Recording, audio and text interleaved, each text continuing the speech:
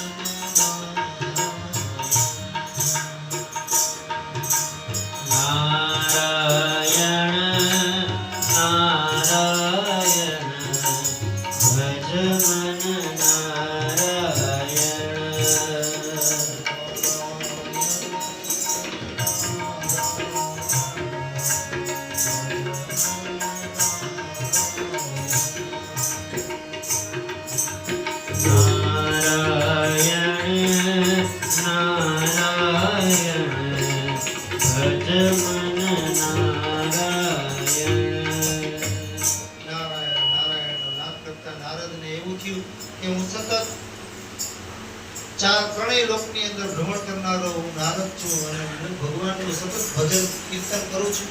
તો મેં પણ માયા ઉપર માયાને વશ નથી અને માયાથી મુક્ત છું. ત્યારે પ્રભુએ કહ્યું કે સનકાદિક મુનિઓ પણ માયાના ભ્રમથી વંચિત નથી રહી શકતા. તો નારદ, તમારી શું દિશા છે? તમે તો ત્રણેય લોકની અંદર વિચરણ કરતા કરતા મારી તપસ્યા કરો છો, પણ સનકાદિક ઋષિઓ તો બદ્રિકાશ્રમની અંદર સતત ને સતત મારું એક આસન લગાવીને તપસ્યા કરી રહ્યા છે. પવન મંદ સુગંધ શીતલ હે